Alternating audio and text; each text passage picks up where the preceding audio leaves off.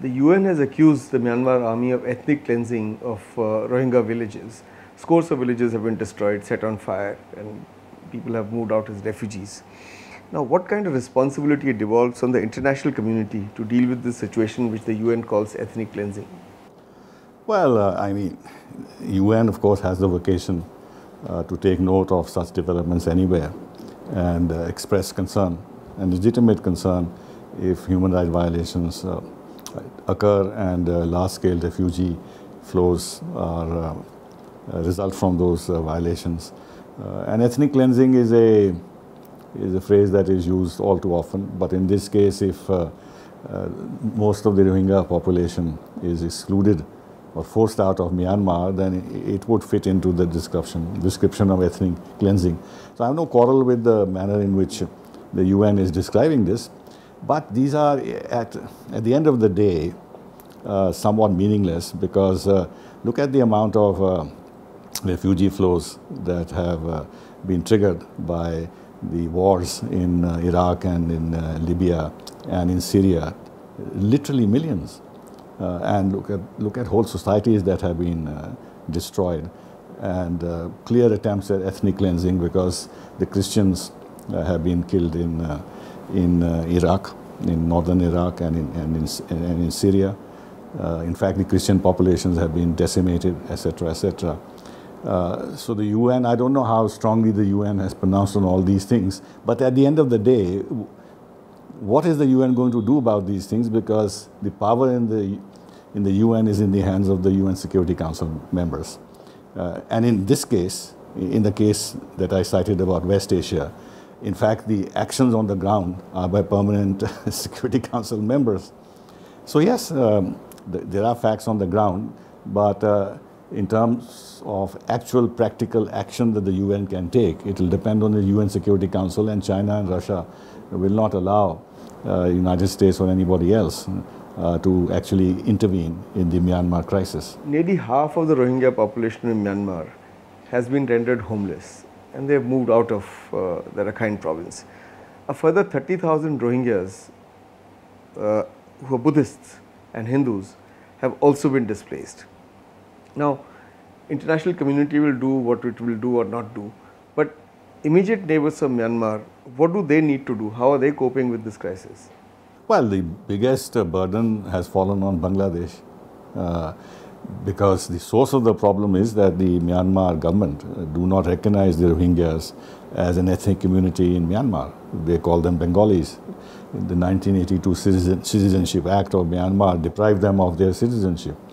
So in that sense, it's a direct problem between Myanmar and Bangladesh. But also Malaysia, because a lot of these Rohingyas are going to Malaysia. Yes, because of the exodus, but that's not a direct problem between, that way you can say it's a problem with the entire Muslim world, because most of the Muslim world has come up in support of... No. I mean in terms of refugees being received by these countries, the neighboring countries. Yes, but these are, because if tomorrow Hindus and Buddhists were thrown out, Malaysia is not going to accept them, or any Muslim country is not going to accept them. This is an expression of Muslim solidarity, and Malaysia, as you know, has very powerful pro-Islamic sections of their society. So that doesn't surprise me, but it's a problem between Myanmar and Bangladesh, and it's a historical problem, and the burden has fallen on Bangladesh. We have been caught in the middle of this because our border with Bangladesh is porous. India has decided to support a discussion on the responsibility to protect and the prevention of genocide, war crimes and ethnic cleansing in the current UN General Assembly. It's been put on the agenda with India's support. India supported it. Now, what does this discussion mean in the light of what's happening in Myanmar? If India has supported this, I suppose because India doesn't want to put itself in an awkward position by not being a party to what is now at the international level a concept that has been accepted by countries, that is the responsibility to protect. But unfortunately, it is under the chapeau of this responsibility to protect that the intervention in Libya took place, and Gaddafi was so brutally murdered. That's exactly why I'm asking you. What does it mean in the context of Myanmar? Or what could it mean in the context of Myanmar? I think it's all right for India to give lip service to this, but certainly we should not at all support any military intervention of any kind by anybody against the Myanmar government. You've written that India should not fritter away its strategic stakes in Myanmar by joining a selective condemnation of so-called ethnic cleansing, and it must not join what you call the hypocritical chorus on humanitarian crisis in Myanmar. Could you elaborate on this? So I had the Islamic world in mind when I spoke about this, because we are habituated to. So you said Saudi Arabia and what it is doing to the people in Yemen. And Turkey. Turkey, what it is doing to Kurds. Absolutely. China, what it is doing to the Uyghurs and the Tibetans, and so on and so forth. But essentially the Islamic world. No. One is that this Islamic world, as well as Western countries, though periodically the Western countries do raise the issue of human rights in Tibet, and on the Turkish action against Kurdish people, or on Saudi action against Yemen, there are voices in the Western world, though not at the official level, which condemn this. But the Muslim world says nothing about the ill treatment and suppression of Muslim religion in Xinjiang by China, or for that matter, any other religious group which is not Muslim. They don't raise the issue. But if Muslims are affected, then they rise up in chorus, and that's what I had in mind. The impression one gets is that Islamic countries, because of the notion of Ummah, which I'm reading from your writing, are the only ones agitating about the onslaught on the Rohingyas in Myanmar. Now my question to you is, even if that's not what you're saying, but essentially that is the thrust of your argument, why should India react to the Rohingyas only in the light of the duplicity of these so-called Muslim countries? I had primarily the Muslim countries in mind, but I also had in mind the West, because they have been imposing sanctions on Myanmar for right or wrong reasons since years. It's only after Aung San Suu Kyi came to power that the democratic process was restored, that the sanctions were removed. And I had an editorial, or an article, I think it was an editorial, in The Economist in mind, where actually they advocated the restoration of sanctions. So I had that in mind when I said this humanitarian chorus. I didn't have exclusively Muslim countries in mind, but a broad range of Western opinion who have been politically using the human rights argument to militarily intervene in countries and changing regimes, and they seem to be setting down this path once again, judging from the reactions that we can see in the Western world, coupled with those in the Islamic world. Would I be right in saying that in what you are saying, one also sees what Government of India's position is, that India is caught between global expectations from a regional power like India and the prevailing Islamophobic anti-Rohingya view at home in India in deciding what to do with the 40,000 Rohingya refugees who are already in India? Insofar as India's reaction to the Western world's view on what is happening in Myanmar, I don't think we should be bothered, because it's rife with double standards. The fact that we have taken a certain position which is contrary to what the West is saying about Myanmar shouldn't really bother us. We have a porous border with Bangladesh. 20 million plus illegal refugees, migrants from Bangladesh have entered into India over the years. One would have thought that we would have learned the lesson from this, but it goes to show that our borders remain porous, and most of these 40,000 Rohingyas have come to India through Bangladesh. Now, they are not persecuted in Bangladesh. There are no atrocities being committed on them. They are Muslims like the Bangladesh population. According to the Myanmaris, they are Bengalis. So when they have entered India, they have not come as refugees. They have only come as illegal migrants. If they were being persecuted in Bangladesh, if they feared for their life and safety of limb, and then they ran away to India, I can still understand that they were seeking refuge in India from Bangladesh. But it can't be the situation that you come from Myanmar, enter Bangladesh, and then enter India, and then you say you are seeking refuge. Refuge from whom? But India does not recognize status of anybody as a refugee in any case. Yes, true. We are not signed in 1951. So everybody who comes in illegally without a passport is an illegal migrant. Yes. As are the Rohingyas. No. When we allowed the Tibetans to come in, and when we allow Hindu minorities from neighboring countries to come in, we don't treat them as illegal migrants. We accept them willingly.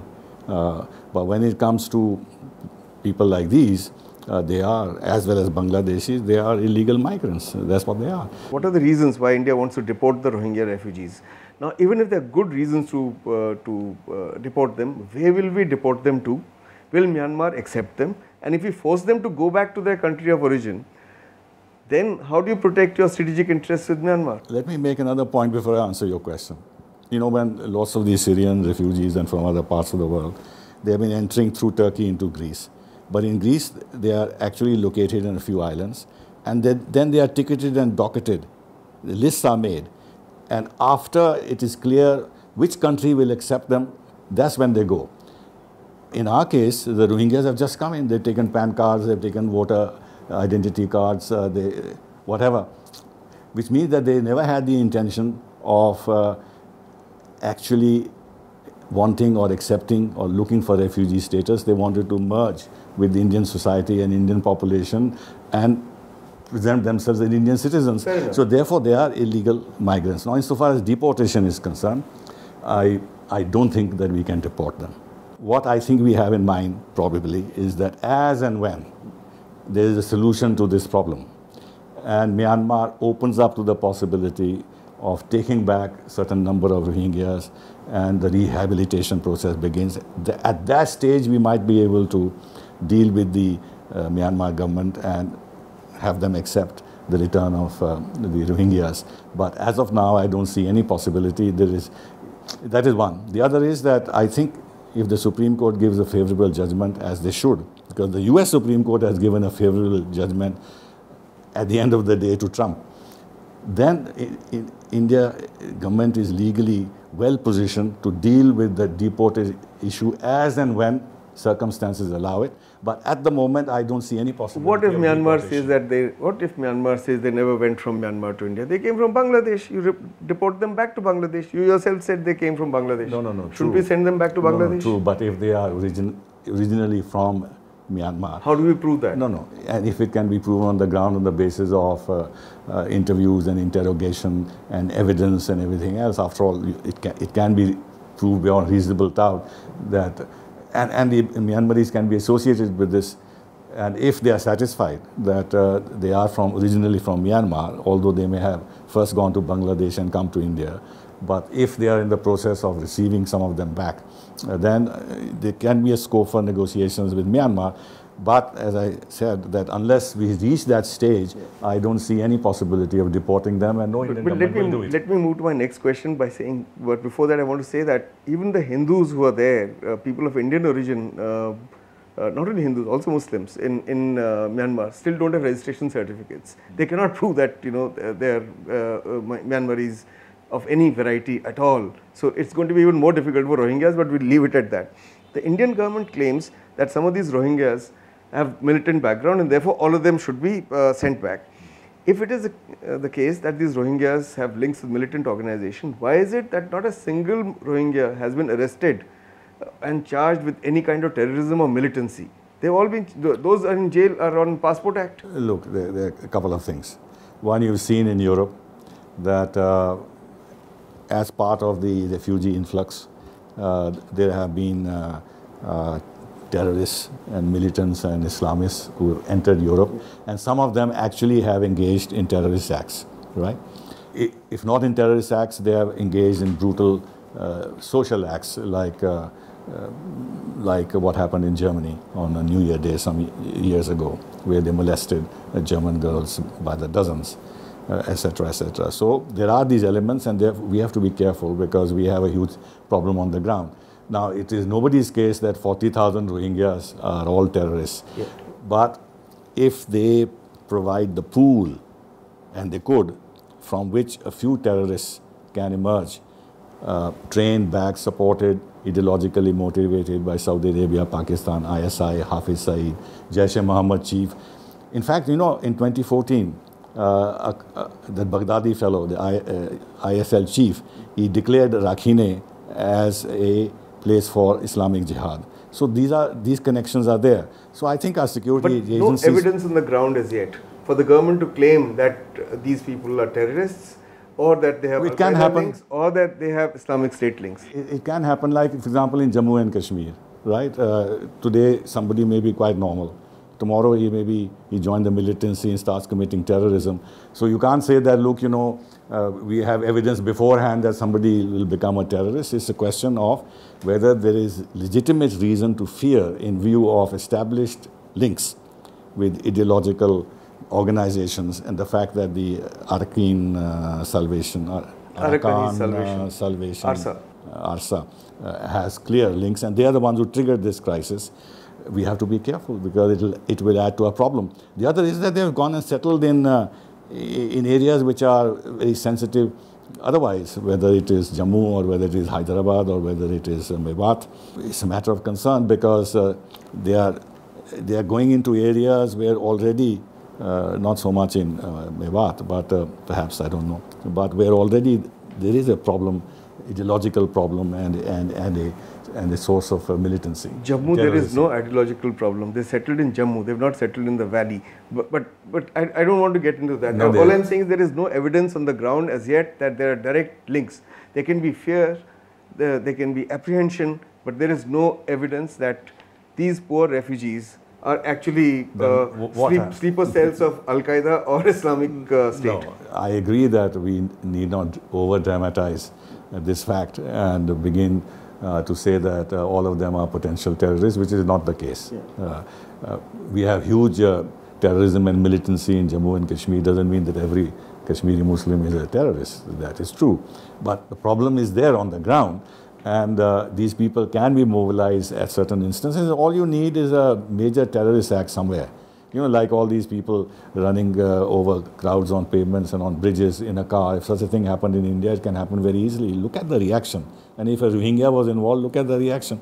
So you have to worry about these things. All right, we'll leave it at that. Now, India is not a signatory to the UN Convention on Refugees of 1951. So all these people, as we've already said, are seen as illegal migrants. Now, why is it that India is providing relief assistance to Bangladesh under Operation Insaniyat to deal with the same ethnic group as refugees? But we say they're illegal immigrants, from here they must be deported. But we'll send food and medicine and tents and water to Bangladesh to deal with Rohingyas. Two things. Firstly, that we have a relationship with Bangladesh, which has become very positive in recent years under Sheikh Hasina. We need to politically support her because she will come under pressure, and she is coming under pressure on this. And if India is seen to be totally aloof and letting Bangladesh under her stew in its own juice and deal with this problem on its own, I think the relationship can be damaged. So we have to politically, diplomatically salvage the situation the best we can. And as I myself said on one or two occasions, that the best thing for us was and is to assist Bangladesh as a humanitarian gesture to deal with the people in refugee camps and give them relief, and that's what we are doing. I think it's a very sensible move, though I agree with you, and I mentioned that in one of my articles also, that there is an inherent contradiction in this because we are accepting the humanitarian aspect of the Rohingya refugee flows when it comes to Bangladesh, but we are not accepting the same logic when it comes to those in India. There is that, with the difference, and there is a very important difference, that those people are in Bangladesh and they are refugees in Bangladesh, whereas these people genuinely are illegal migrants into India. Okay, but how do you, whatever you have said, how do you square it with your having written that the Rohingya issue should not be seen as a bilateral one between India and Bangladesh, when you yourself are analyzing it bilaterally by saying that to maintain a good relationship with Bangladesh? I had that in mind because the Bangladeshi commentators, including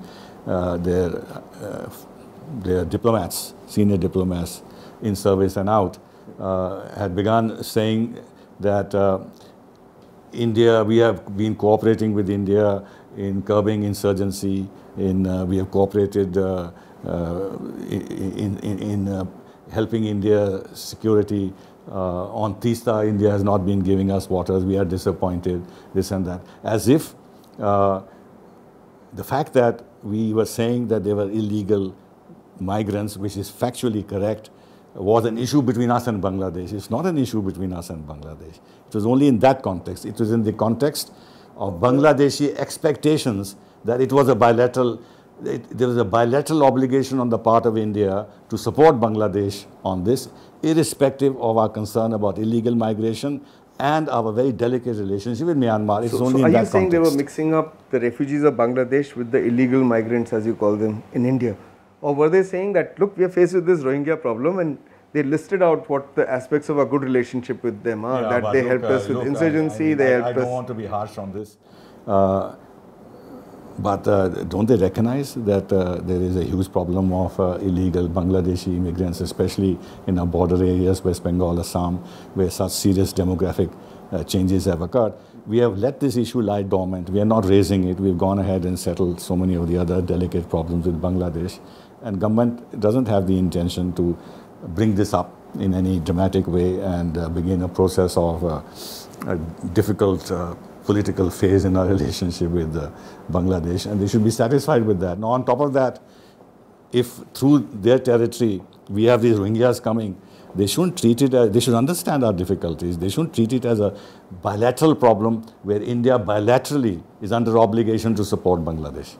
No, I think they need support with refugees in Bangladesh. That we are giving. We are giving now only after our policy on Rohingyas changed, after Bangladesh made certain diplomatic overtures and persuaded India that, listen, we are lumbered with 4 lakh refugees, do something. I don't know what transpired and whether this was simply because the Bangladesh High Commissioner met the Foreign Secretary that we changed our thinking and approach. I would have thought that this was a sensible thing to do in any case, both as a humanitarian gesture as well as understand on the and an understanding of Bangladesh's difficult situation for having to cope with such large number of refugees. Maybe this decision came at the right time when it couldn't have come earlier. We couldn't have immediately jumped on the bandwagon saying, yes, it's a huge humanitarian crisis and we must do something about it, and therefore we are with Bangladesh to cope with this situation. I think that would have been premature. But I think in the context of our basic position, they are illegal migrants and they will be deported. After having enunciated that position, then to offer relief to Bangladesh was quite in order, and I think it was a positive gesture. How do you think this whole situation will unfold in Bangladesh? How can Bangladesh handle these Rohingya refugees, and what can India do or the international community do to help Bangladesh deal with them? Because they can't live in Bangladesh. Is anybody helping us with the huge refugee flows that we've had into this country from various directions? Have we sought any help? No. Point is that it is Bangladesh government's responsibility. Bangladesh must deal with Myanmar to settle this problem as neighbors. After all, we are told all the time you must establish good relations with your neighbors. Sometimes, it should be non-reciprocal. We're given a lot of lectures. So let them handle this problem between themselves. And to the extent that both countries want India to provide good offices to help bring the two sides together, I think we should be ready to do that, because that would be helpful to our diplomacy, because both countries are our friends, and it will not be misunderstood. If we intervene only on the request of Bangladesh, it will be misunderstood by Myanmar. But if both countries ask us, we should want to play that role, because it is in our interest to have stability, and the Act East policy that we have and improved connectivity with Bangladesh require that this issue should be got out of the way. Although it's a very complex and difficult issue with a very difficult historical background, we should be willing both to give financial support to Bangladesh as well as diplomatic support to both sides should they want it.